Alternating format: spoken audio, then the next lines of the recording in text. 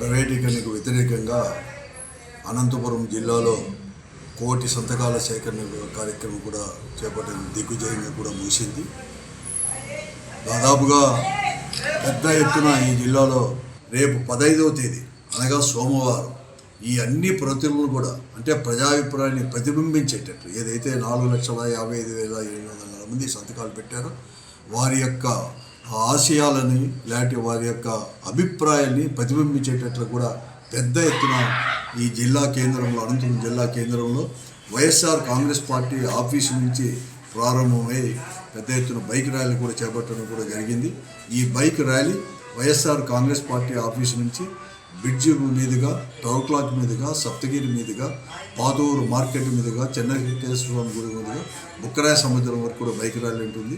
ప్రతి ఒక్కరు కూడా ముఖ్యంగా వైఎస్ఆర్ కాంగ్రెస్ పార్టీ శ్రేణులు, కార్యకర్తలు, నాయకులు, ప్రజలు స్వచ్ఛందంగా ఈ బైక్ ర్యాలీలో పాల్గొని మన యొక్క అభిప్రాయాన్ని ఈ ప్రభుత్వానికి, ఈ కూటమి ప్రభుత్వానికి చేరవేసే విధంగా కూడా బైక్ ర్యాలీలో కూడా చేపట్టడం జరిగింది. కాబట్టి ప్రతి ఒక్కరు పాల్గొనాలని చెప్పేసి, మరీ ముఖ్యంగా ఈ కూటమి ప్రభుత్వం యొక్క గుండెల్లో రైళ్లు పరిగెత్తేటట్లు కూడా ఆ బైక్ ర్యాలీ కూడా ఉండాలని చెప్పేసి కూడా వైఎస్ఆర్ కాంగ్రెస్ పార్టీ శ్రేణులు కూడా కోరుతాను.